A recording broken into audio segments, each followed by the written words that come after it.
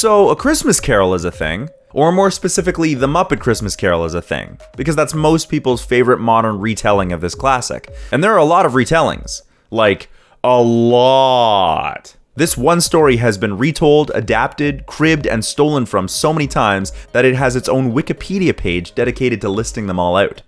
Which might be longer than the novella itself. There are of course novelizations, movies, and theatrical productions, but the list includes television episodes, miniseries, television movies in all their glory, a few ballet productions, as well as operas.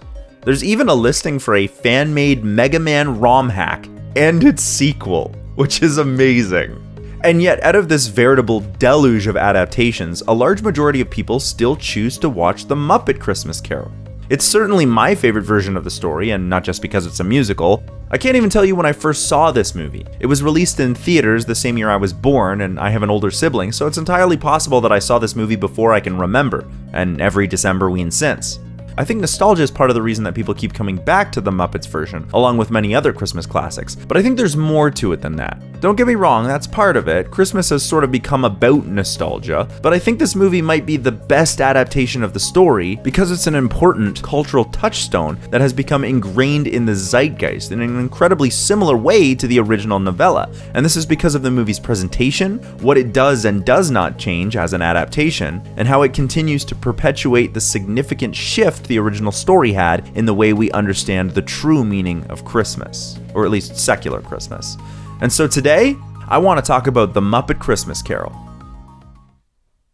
For historical context, I think it's worth knowing a little bit about the original, so I'm going to start with the book before I get into the movie. 1843 was an interesting time in Victorian England. Christmas was not celebrated in the same way it is now. Advent was much more of a reserved time for religious contemplation. Caroling was only just starting to come back into fashion, and decorating a tree or even having one was still a new idea for British people. This is also a time when child labor laws were still incredibly lax, or non-existent, really. Having been forced to work in miserable conditions as a child to help pay his father's debts, Charles Dickens was sympathetic to the plight of children and was outspoken about their welfare. Earlier in that year, he had contemplated writing and distributing a pamphlet in favor of public reform around the welfare and education of children, but with his last book's sales dwindling, Dickens held off. Instead, he opted to write another book about the nature of giving and charity, a book about Christmas time.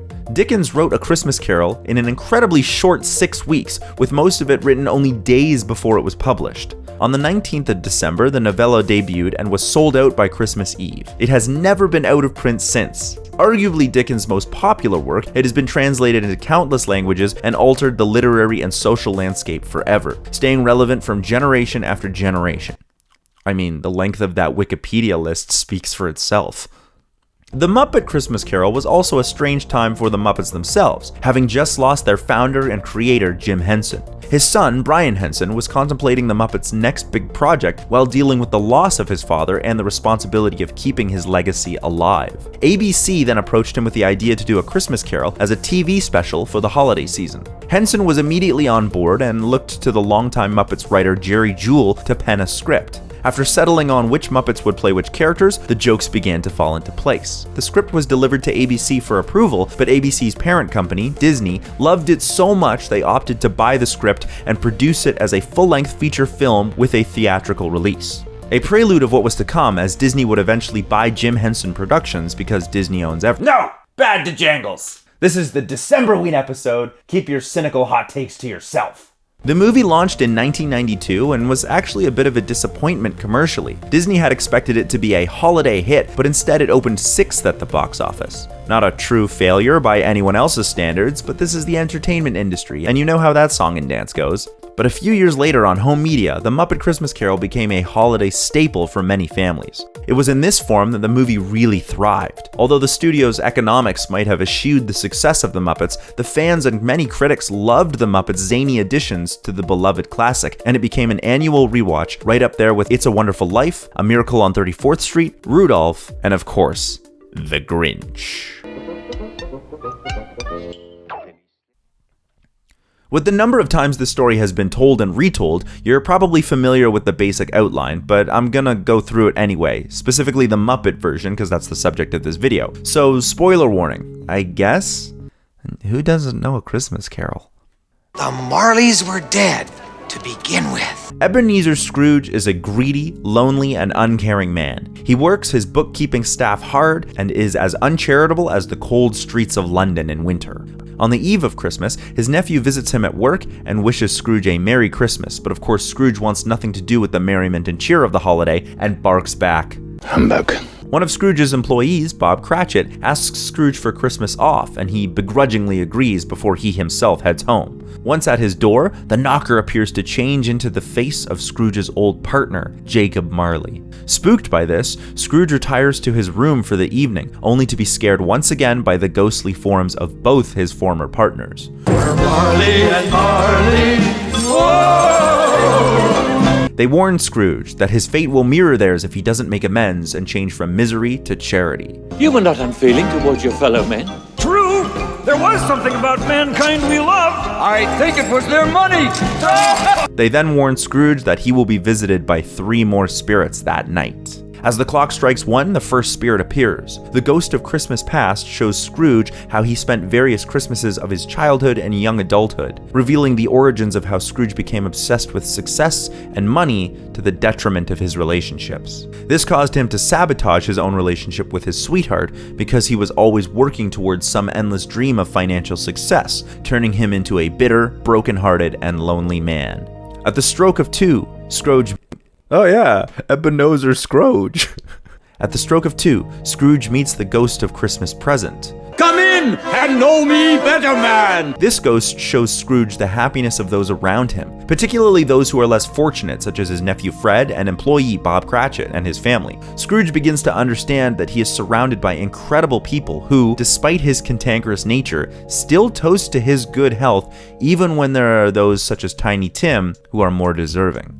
Lastly comes the wraith-like ghost of Christmas future, who shows Scrooge that when he is gone, all that will be left is his material possessions, and not a single person will truly miss or mourn him at all. On top of this, Tiny Tim will pass away from his illness, and Scrooge will be dead and buried with nothing but a legacy of bitterness to leave behind. After seeing all this, Scrooge is repentant. He sees how, why, and what his former way of treating people has done to him and the people around him, and vows to change his word and actions, and hold Christmas in his heart all year round. And when he wakes in his own room, it's Christmas Day, and Scrooge gathers as many people as he can and shares his wealth and jollity with everyone in town to celebrate Christmas. And then everyone joins hands and sings together because, you have to have a finale.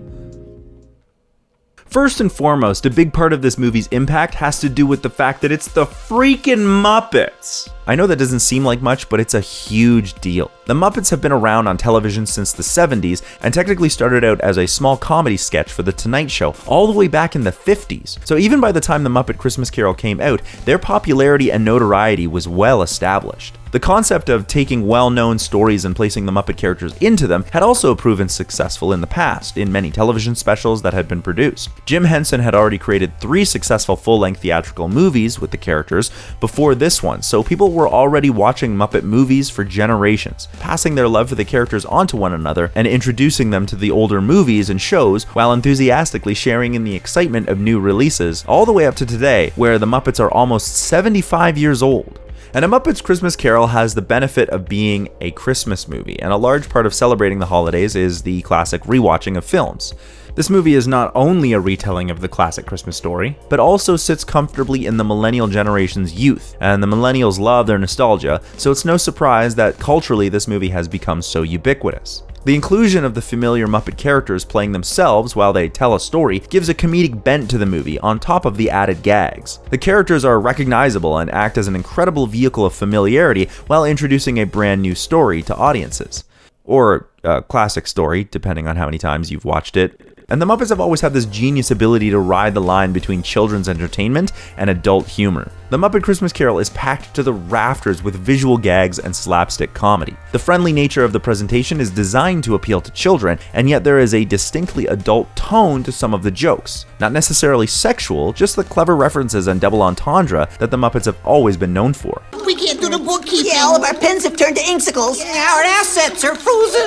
The Muppets have also always been a musical group, with songs being a very important and central part to any of their performances. And so you have to expect that they're going to sing a few songs. And I could go off on why this is great, but I know not everyone likes musicals. However, it is hard to deny both the humor and sincerity that comes through in the Muppets' unique songs. I think this only adds to the appeal. The songs are well written, catchy, and serve to move the narrative or support the emotional stakes of the movie. Oh, there goes Mr. Humbug, there goes Mr. Grimm. And the movie's so chock full of these catchy little melodies that get stuck in your head. They even decided to cut one song out right here. It was deemed too sad and slowed the story down, but this is why everyone is crying in this part of the movie, and it seems to happen fairly abruptly. We missed a whole breakup song. Some newer versions have this song edited back into the movie, which I think it really needs. It adds emotionality, and there's a whole musical motif that comes back later.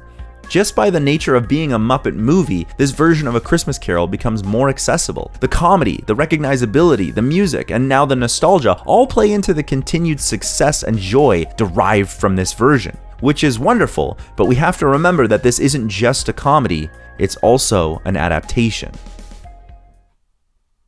The art of adaptation is a difficult one. A story is often in large part successful because the author understands their medium and uses that to their advantage. A Christmas Carol has already been adapted successfully to the screen many times. Some of these versions are still quite popular, like the 1951 version with Alistair Sim. You know, the black and white one that comes on every year on TV. Don't get me wrong, it's a great movie, but it might be of its generation. It's so long! I'm not gonna make it! The Muppets version, on the other hand, has plenty of gags and jokes to keep the viewer involved and keeps a brisk pace throughout the story. This may have run the risk of betraying the source material, but for the Muppets, that's not the case. Because not only is the Muppets retelling a hilarious and fantastical one, it's also a fairly accurate one. Of course, the inclusion of the Muppets as characters in the narrative means they infuse a bit of their own personality into those characters. I'm thinking specifically of Miss Piggy, but Emily is such a minor character in the book, she's actually not even named in the original story, that it could be argued that her being Miss Piggy adds something to the character. At the very least, she becomes more entertaining and without detracting from the story. And that's the key to this whole thing. The inclusion of these recognizable faces doesn't have a large impact on the overall narrative. Adding a second Marley allows the movie to use Statler and Waldorf, fan favorites, in the role of Jacob Marley, but the scene remains the same, and there are plenty of other examples of this throughout the movie. One of the best things I think the Muppets version did was choosing to let the three spirits of Christmas be unrecognizable characters. Brand new Muppets were created for these parts. This allows them to serve the story without the baggage of pre-existing Muppet characters getting in the way. It leaves those familiar faces for those smaller comedy moments and to fill out secondary and tertiary characters. And then the spirits can play their parts accurate to the story. Not to mention that all three of them are made with some incredible effects and impressive puppetry. The only recognizable Muppets that are given a lot of screen time are Gonzo and Rizzo. But instead of detracting from the story, this is another stroke of genius, because they're not playing characters within the narrative. Gonzo in this whole movie acts as a kind of narrator and a comedic version of Charles Dickens himself. A blue furry Charles Dickens who hangs out with a rat? Absolutely! And Rizzo works as this kind of reader or viewer stand-in. We might call it a Greek chorus. Thank you for making me a part of this. The inclusion of a narrator allows for a quick scene setup and transitions, and even allows for some skipping over scenes because Gonzo can always set up what is happening. It also lets some of the prose of the book be included in the movie, and let's be honest, Dickens had a real way with words. He was a tight-fisted hand at the grindstone, Scrooge. A squeezing, wrenching, grasping, clutching, covetous old sinner. So we never lose out on these excellent descriptions thanks to Gonzo, but then he's paired with Rizzo so we get these more modern day reactionary interjections for both the sake of comedy and to voice actual viewer concerns. It's a good beginning. It's creepy and kind of woohoo, spooky. Oh, thank you, Rizzo. You're welcome, Mr. Dickens. As a bonus, they're also still just Gonzo and Rizzo, meaning that they can always be used to take a break from the action for more unrelated comedic relief. But they're never overused for either narration or comedy. There are large stretches where they don't talk or even appear on screen, and they even call themselves out for this. This is too scary. I don't think I want to see any more. Oh, when you're right, you're right. You're on your own, folks. We'll meet you at the finale. Yeah. Their comedic interjections might undercut the somber and rather dark tone of this section of the movie. Remember that at its heart, A Christmas Carol is a ghost story. Happy and joyous the ending might be, the journey to get there is one of darkness, depression, existential dread, and death. And while ultimately presented as a family-friendly movie, this doesn't shy away from those themes and even embraces them, letting the story speak for itself when it needs to, even in its darkest moments. And the reason that these scenes can work when there is no comedy is because of Michael Caine. This movie basically works because of the way Michael Caine portrays Scrooge. He interacts with the Muppets, but he never makes any indication to the fact that the character opposite him is a felt contraption making squeaking sounds.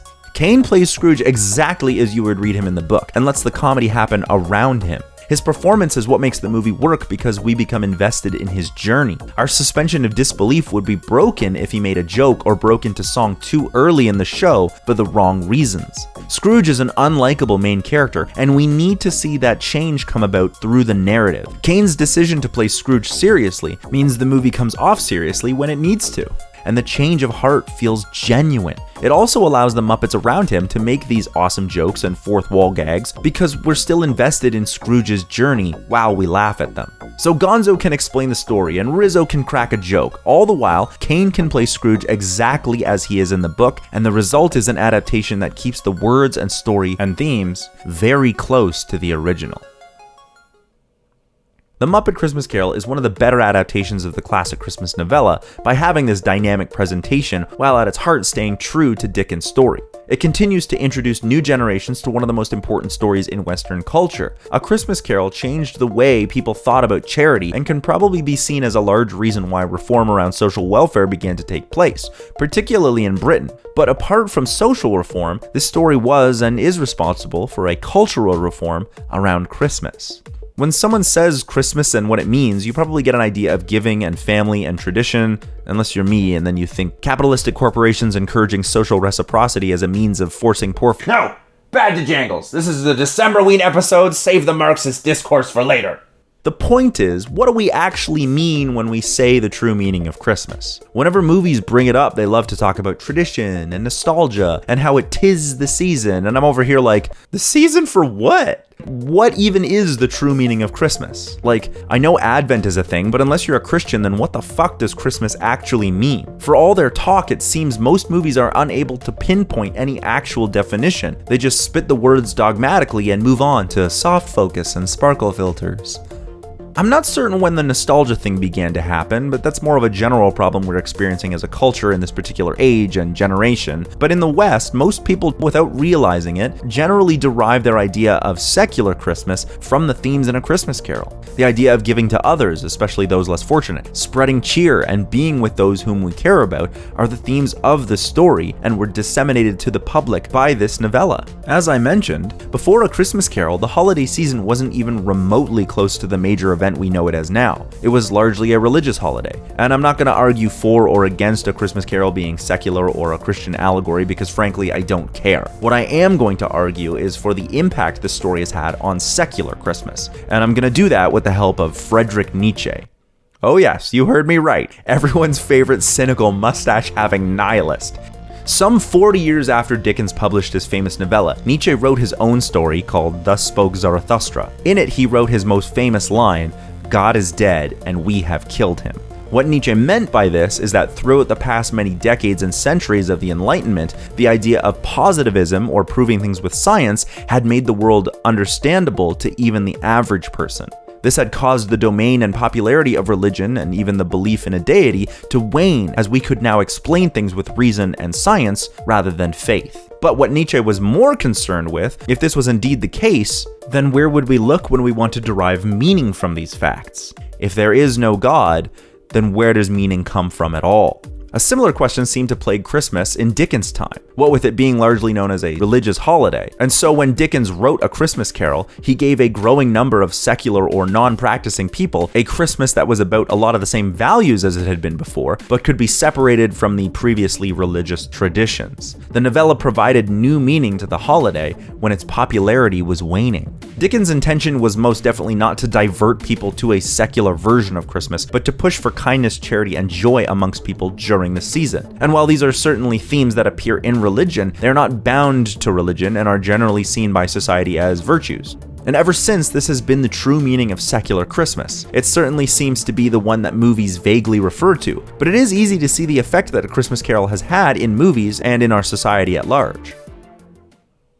Despite the numerous versions of the story, there are only a few adaptations that have stood the test of time. As new versions inevitably appear, older versions go out of vogue. But certain movies and shows stand as pillars of the season. With its charming and recognizable characters, wonderful comedic timing, and catchy tunes, it's no wonder that A Muppet Christmas Carol captured people's hearts. But as an incredibly accurate adaptation and its willingness to embrace the honesty, emotionality, and darker themes of the original, it has also managed to stand apart from other adaptations because of its film and narrative merits that make it a joyous and wonderful celebration of that original material. This version continues to keep the story alive, and will likely do so for many more generations as it retells the origins of secular Christmas and what the true meaning of the season really is. And that is why The Muppet Christmas Carol is one of the greatest adaptations that continues the legacy and magic of one of the greatest cultural stories ever told. Here are my stray thoughts. I made fun of the 1951 version, but that was just for the joke. It's actually a really good movie, and it's not actually that long. My favorite song is Marley and Marley because I love Statler and Waldorf, but there are a lot of really good songs in here. I touched on the idea of Christmas and nostalgia a lot, but I think that's a whole topic on its own. Maybe one that's a little bit more cynical, but no, not this year. Happy Decemberween, everyone. Oh hey, thank you so much for watching that video with me, Kermit the Frog, and don't forget to like and subscribe for more videos. It was a lot of fun to be able to do the Muppets and to do something a little bit more lighthearted about the meaning of Christmas, at least in the secular way, because the last little while we've been doing some darker topics. So you can check out those videos if you haven't seen them yet. But if you're looking for something more lighthearted, I've got some brand new ideas coming up in the new year, so stick around because all that's happening right here on Cinemasters Ultimate Timeline.